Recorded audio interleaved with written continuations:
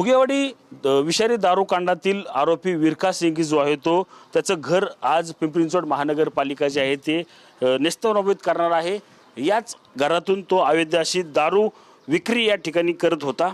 या दारू विक्रीतून आपण पाहिलं तर 12 जणांचा बळी जो आहे तो या ठिकाणी गेलेला आपल्याला पाहायला मिळाला।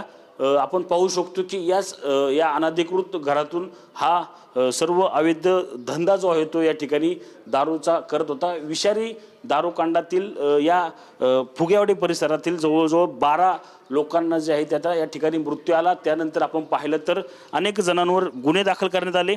त्याच पद्धतीने आपण पाहिलं तर हा संपूर्ण तपास जो आहे तो आता दापोडी पोलिसांकडून काढत हा CID कडे वर्ग करण्यात आला। CID ने देखील यात अनेक आरोपी जे आहेत ते अटक केले आहेत।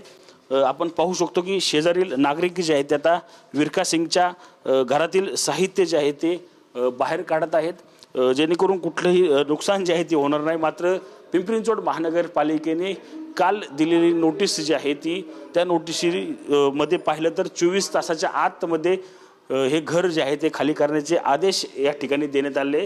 त्यानंतर आपण पाहिलं तर शेजारील नागरिक जे आहे ते त्याला मदत करत आहेत। काही वेळातच पिंपरी चिंचवड महानगरपालिकेचं पथक जे आहे ते या ठिकाणी येईल।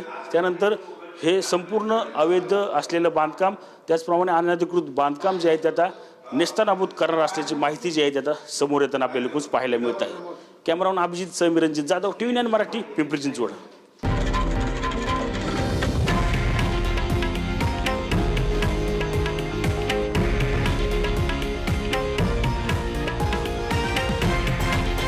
हे आहे देशातील नंबर 1 न्यूज नेटवर्क आणि आपण पाहत आहात TV9 मराठी, एकमेव।